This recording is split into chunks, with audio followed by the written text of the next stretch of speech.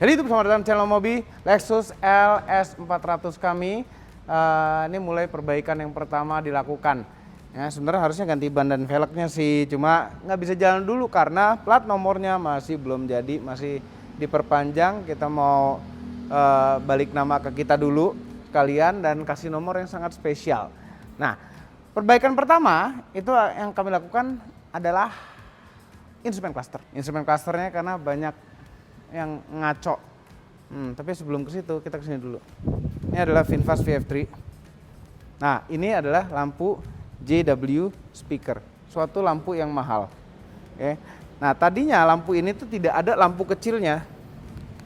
Cuma sekarang kita sudah pasang lampu kecil DRL, nyala. Ini adalah DRL-nya. Nah, lampu kecil nggak ngaruh apa-apa kan? Ini nggak ngaruh apa-apa. Jadi udah otomatis, lampu kecilnya udah otomatis jadi DRL. Ini lampu gedenya. Itu. Dan ini kita kerjakan dimodifikasi lampunya itu di SPD. Itu ada si Noval PIC-nya. Val, sini Val. Nggak ngomong macam-macam.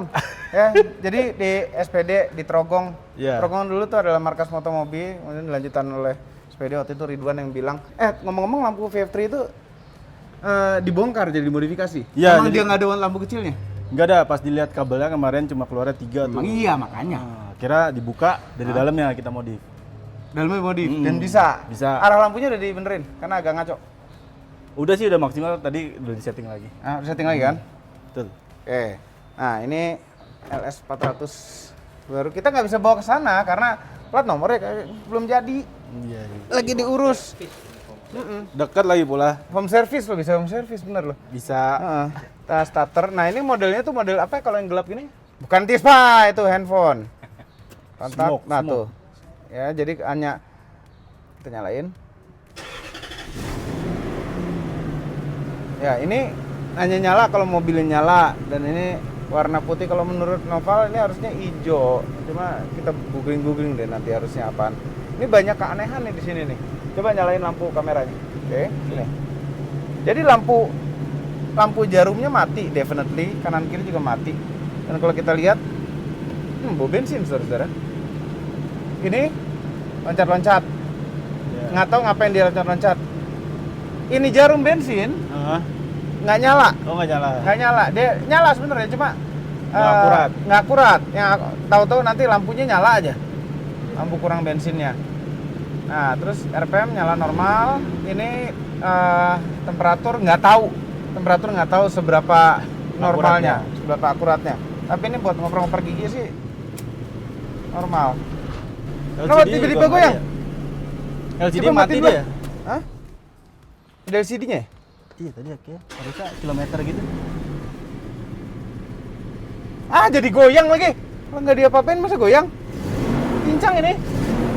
Sama kayak ini ya. Mati satu ini silindernya. Oh, bau bensin. Mati satu silindernya tiba-tiba, ya kan? Tiba-tiba ada asap putih. Putih lagi. Iya. Oli nih. Oli nih. Baunya udah beda. Itu ada air. Ya. Air apa oli? Air. Air Hah? itu. Air. Wah, sebentar. Cek dulu ini. Nyebrang lagi. Nyebrang makanya. Jeng jeng jeng. Dah. Jeng, jeng. Nggak bener nih. Tiba-tiba ya kan. Kemarin normal-normal aja ya. Gimana ayo dipsticknya? Belum panas amat kan? Belum. Aman. Nggak kelihatan. Coba pakai kamera. Kelihatannya. Kayak kosong ya? Kosong. Kosong. Kosong. Kosong kemana tuh air? Hah? Mana dipstiknya? Hitam banget sini. Ini nggak ada indikasi masuk air nih. Tiba-tiba aja gitu goyang. Tadinya lampunya rata ya. Tahu-tahu brep. Asapnya putih lagi. Iya. Mengkhawatirkan ya. Baunya nggak bau oli banget sih tadi ya. Bau kebanyakan bensin juga. Nah, kan harusnya hitam kalau kebanyakan bensin.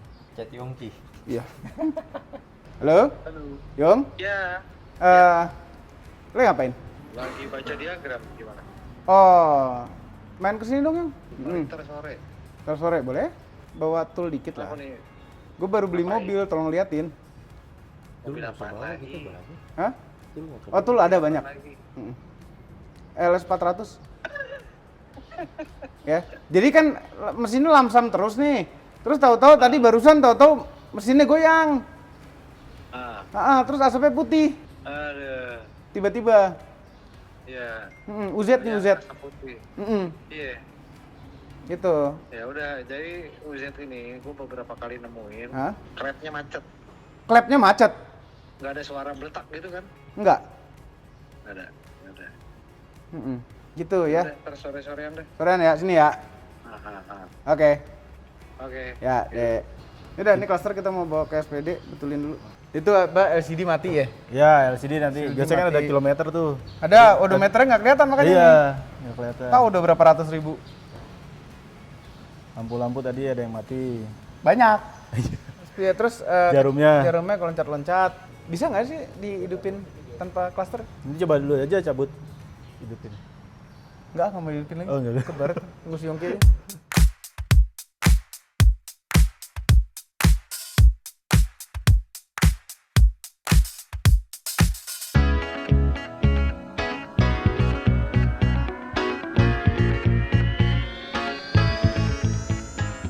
Jadi memang udah lama sekali kita nggak ngomongin Lexus LS itu karena memang di bengkel. Itu mobil kondisinya bagus, cuma kami ingin sempurna. Jadi dibawa kaum turbo berkali-kali mondar-mandir gara-gara ada apa aja ya?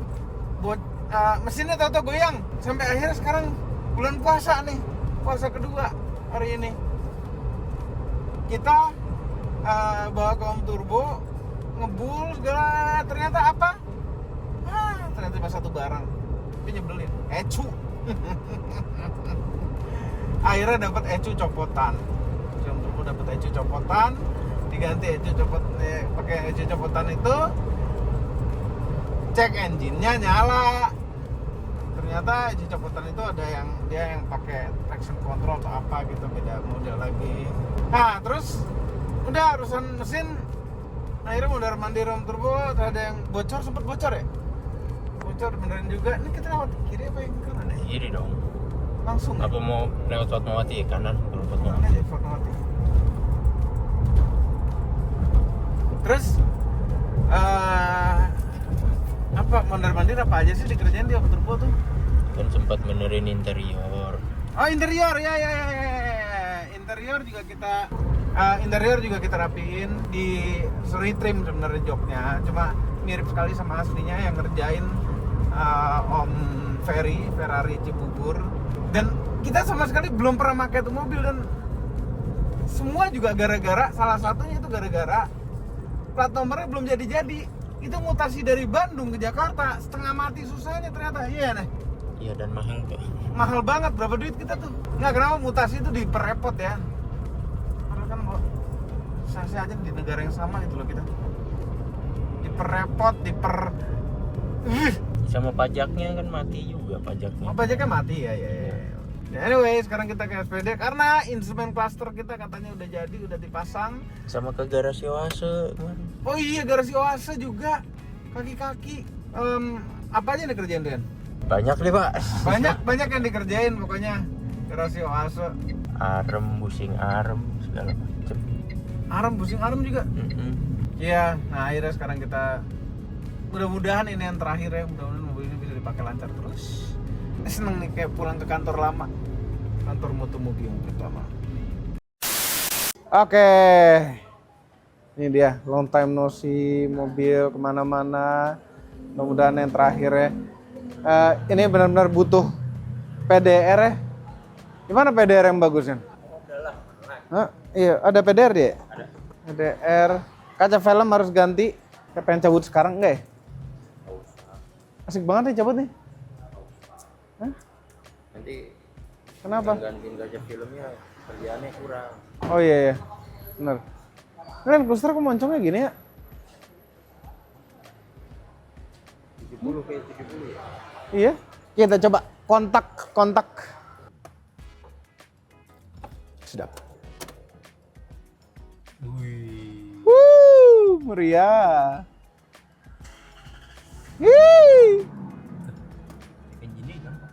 Hilang cek engine? Ada. Cek engine-nya tetap nyala. Iya, cek engine-nya ya itu tadi karena ECU-nya tidak sesuai kata Om Turbo ya. ECU yang dia dapat tidak sesuai sama mobil ini. Terus sebenarnya kita udah browsing nih ECU di Jepang ya kan. $1.500 sampai sini. Oke loh harganya sebenarnya. Sekitar 25 juta lah. Oke loh, enggak maksudnya ya untuk ECU mobil asli Toyota loh. Sebenarnya bisa kemarin, cuma nggak tahu ya, males. Karena ini udah jalan ya udahlah. Ini head unitnya rusak. Nggak ada lagu dong, yang penting AC dingin. AC dingin kan? Terus temperatur luar ada 30 derajat. Kita belum ngebahas apa-apa tentang mobil ini loh. Gara-gara mobilnya belum sempurna, tadinya kan nggak ada plat nomornya, nggak ada ini. Impresi jalannya belum. Baut apa aja nih? Dikumpulin aja. Kumpulin aja. Ditutup deh. Akhirnya, jadi gini nih. Di SPD nih ngerjain ini ribet sekali juga. Jarum bensin bener kan ya? Ribet sekali juga. Kenapa? Karena ECU aslinya, ECU lagi. Cluster aslinya itu tuh kalian bau diesel. Clusternya akhirnya pesen dari luar, akhirnya dapat dan dikanibal. Sempat salah cluster, diulang lagi, pesen lagi dari luar lagi, akhirnya dikanibal dari cluster kita yang ada.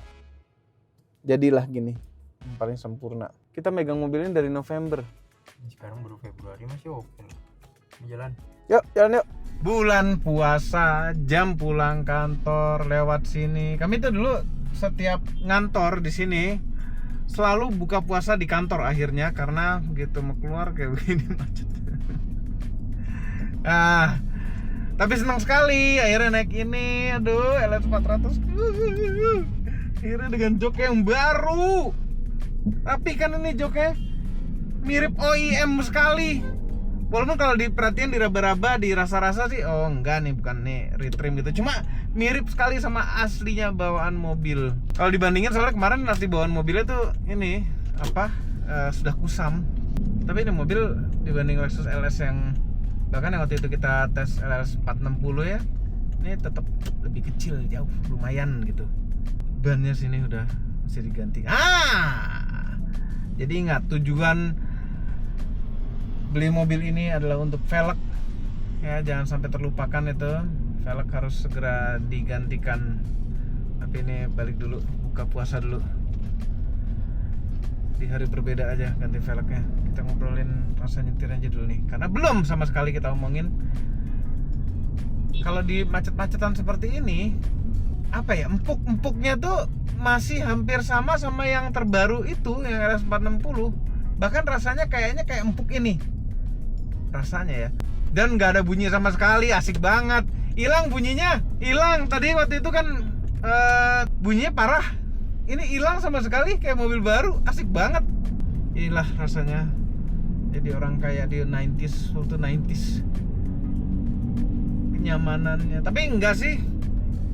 Waktu 90s, apalagi tahun mobil ini masuk ya, tahun 95. Mobil diproduksi tahun 95, nggak tahu masuknya kapan sebenarnya. Ini nggak semua orang bisa beli gitu. Jadi waktu mobil ini pertama kali masuk Indonesia tahun 90-an ya, ini kan mobilnya tahun 95. Nggak tahu masuk Indonesia tahun kapan ya, tapi 90-an yang pasti. Indonesia tuh belum buka keran impor untuk mobil-mobil baru maupun bekas. Nah, di tahun 2000-an tuh baru. Cuma di saat itu banyak mobil-mobil yang nggak tahu masuknya lewat mana. Nah, ini mobil ini tahun 90-an ini, 90-an, 80-an itu salah satunya. Mungkin plat nomor zaman dulu ada plat nomor Form B gitu. Ya mungkin salah satunya ini mobilnya.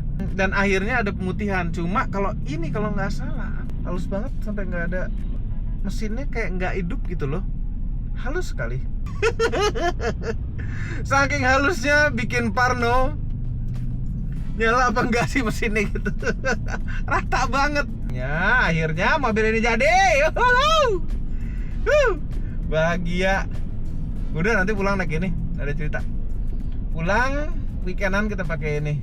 Jadi sekarang ini hari Jumat. Ini puasa jadi nggak terasa nih kalau begini nih. Ada kesenangan. Nggak ada tuh rasa-rasa laparnya tuh kalau ada kesenangan seperti ini. Oke. akhirnya lepas dari jeratan macet Fatmawati.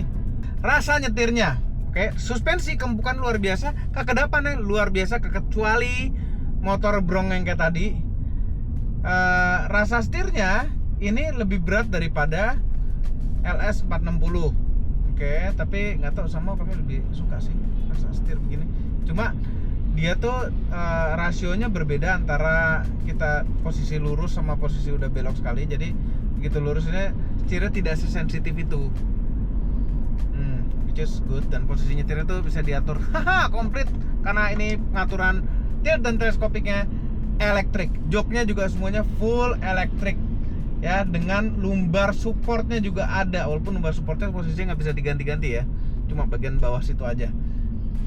Seatbeltnya tingginya juga bisa diatur tuh secara elektrik, mantep kan? Jadi posisi nyetirnya tuh enak luar biasa.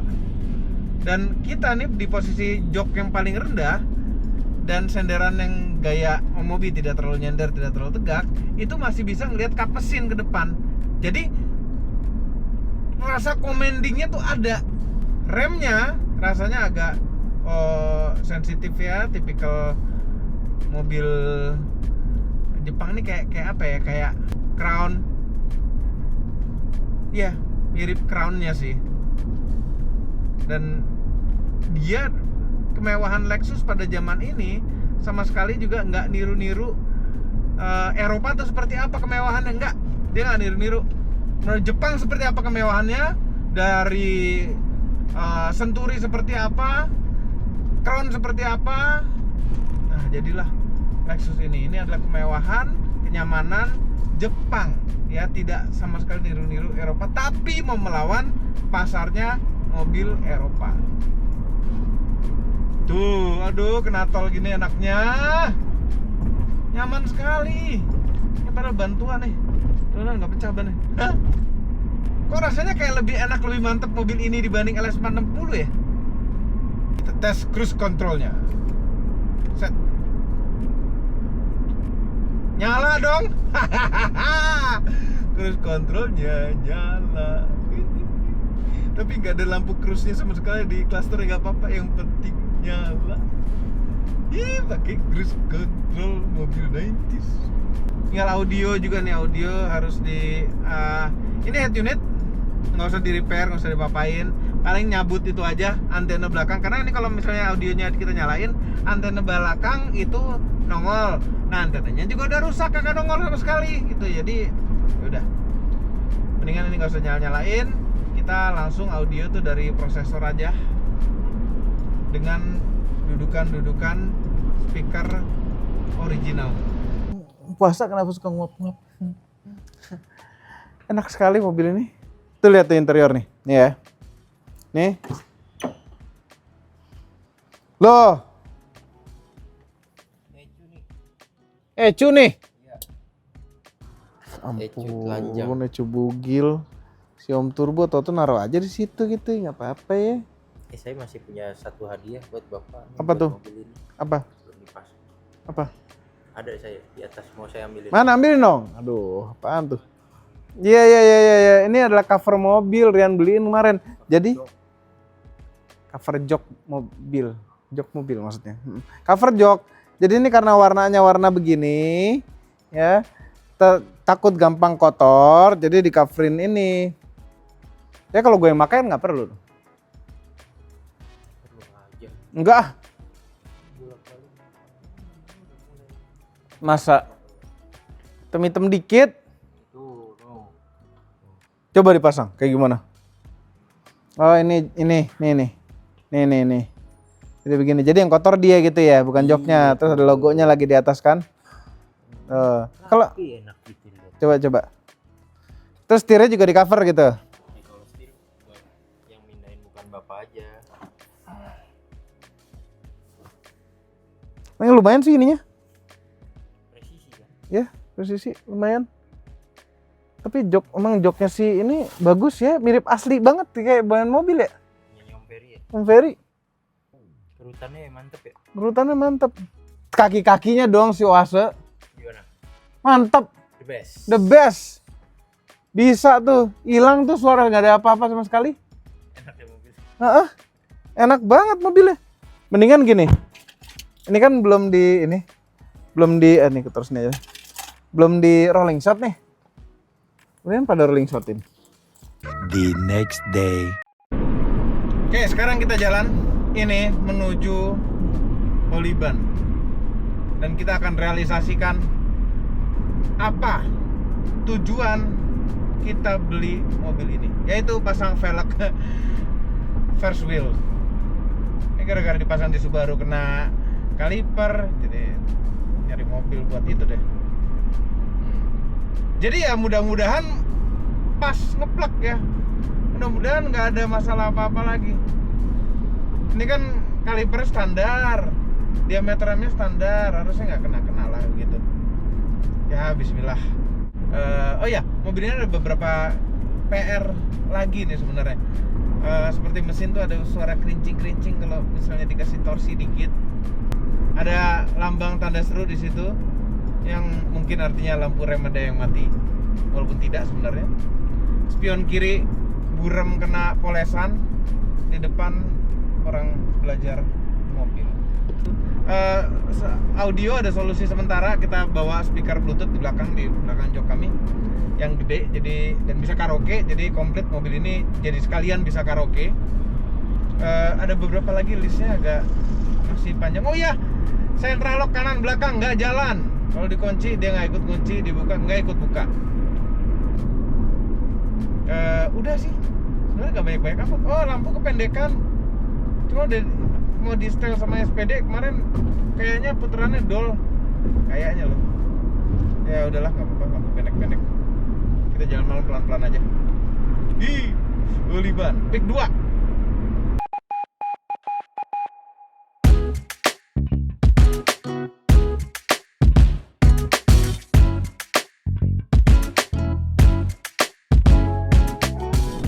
Sampai di Peak 2, belum nyampe Holiban ya. Ternyata ada pintu tol baru ya. Kita tadi dari Depok lewat tol yang panjang sekali yang baru ya, namanya apa ya? Desari. Ya, tol yang panjang itu. Terus arah bandara, tentu kita nggak ke bandara, kita ke arah balik ke Jakarta. Ada pintu tol Peak 2 ternyata. Gak ada navigasi ya kan? Belum ada. Zaman dulu emang kayak zaman ini navigasi Garmin yang add-on itu tar coba ingat-ingat. Mungkin di luar negeri udah ada ya, di Indonesia belum. Kan ada ini tadi, bisa terang tuh. Tadi mindahin sebentar dari sana ke sini, tahu-tahu tanda serunya hilang. Dan check engine yang tadinya ada begitu di awal nyalain, nggak ada sama sekali. Hari ini sama sekali nggak ada. Termasuk tadi berangkat dari kantor. Tapi pas nyampe ada bau oli kebakar sedikit, kita intip ada apa. Cium Yan. Cium. Enggak ya? Enggak. Sini ada dikit-dikit, ada kayak dikit-dikit. Cium. Salah satu mendeteksi oli ada yang bocor atau enggak adalah dicium. Rembes. Enggak. Iya, karena kita jalan jauh, tapi nyamannya ya Allah luar biasa, alhamdulillah. Itu juga yang bikin ada sedikit keraguan. Bener nih pasang 19 nih, udah senyaman ini. Ya dari 16 naik ke 19 nih bener. Kenyamanan pasti hilang. Tapi enggak, kita harus komitmen. Kita komit. Tujuan kita beli mobil ini adalah untuk pasang velg dan ban itu. Ya. Ini ngelihat ban-bannya itu pakai Bridgestone Potenza yang 2 generasi sebelum yang baru sekarang. Tahun 2017 tapi akhir-akhir itu diproduksi. Ini adalah ban Sumitomo. Ya, Sumitomo bikin ban. Dan ini ban produksi tahun 2005 ya kan. Ini nggak beleduk. Ini ada bekas pernah kempes parah lama nih. Lihat deh. Nih. Krek-krek ini.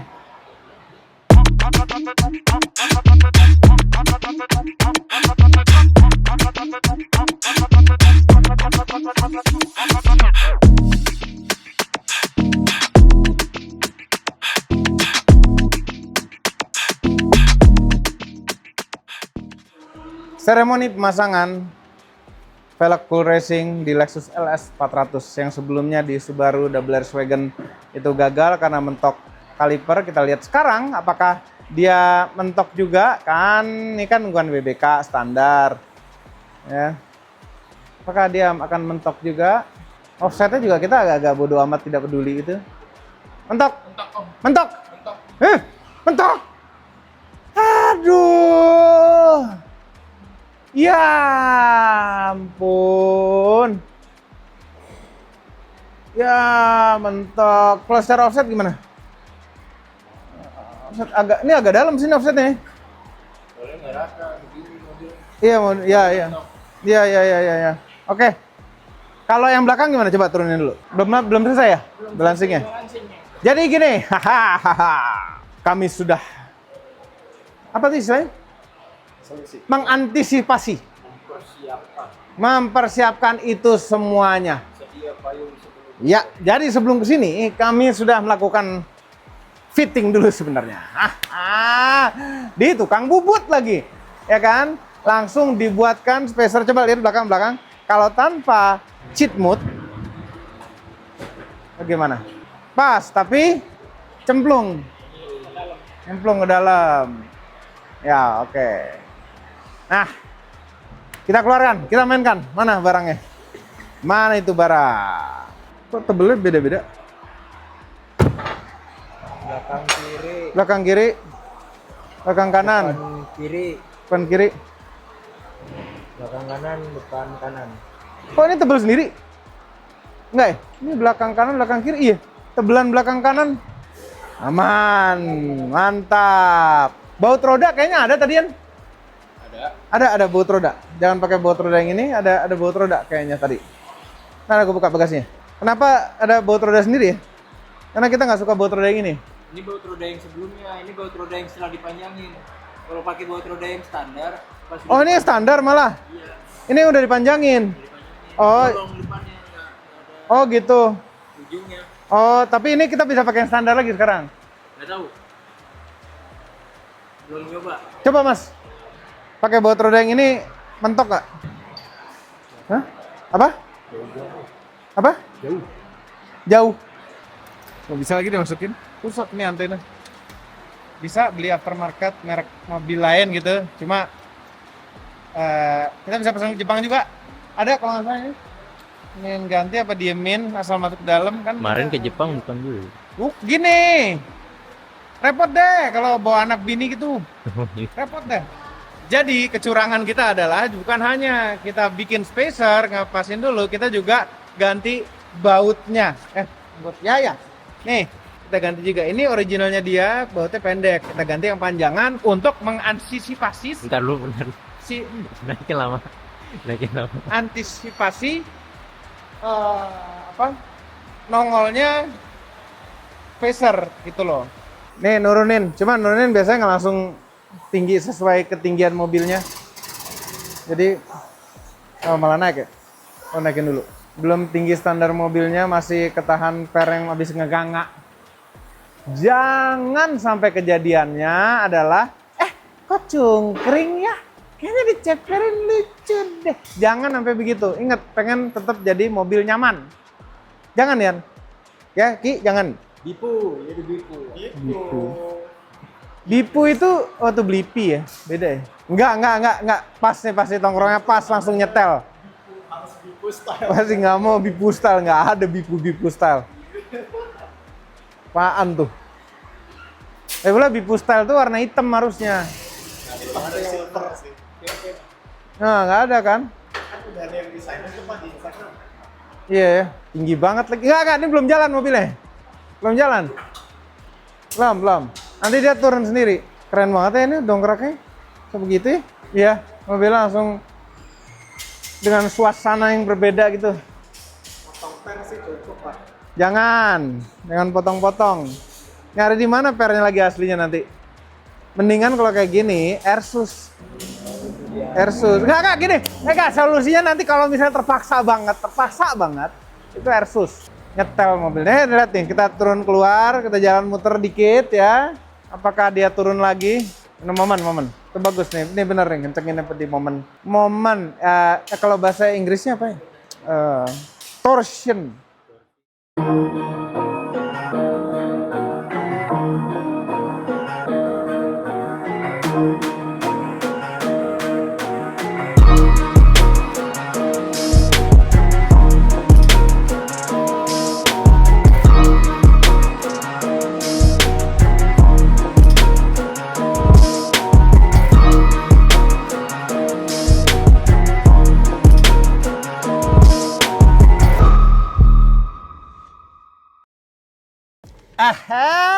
Keren sekali. Nah, cocok. Ini kayak mobil ini sudah didesain untuk velg ini. Enggak deh. Velg ini sudah didesain untuk mobil ini.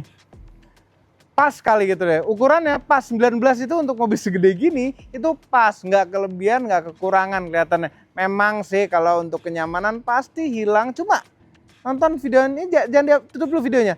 Nonton terus karena kita akan ceritakan nanti rasanya nyetirnya kayak gimana, perubahannya seperti apa setelah kita ganti velg 19 inch dengan profil ban yang jauh lebih tipis. Karena ban kita yang lama, walaupun itu sidewallnya tebel, itu ban tua. Oke, udah lama. Kalau ini ban baru. Oke, Pirelli apa namanya?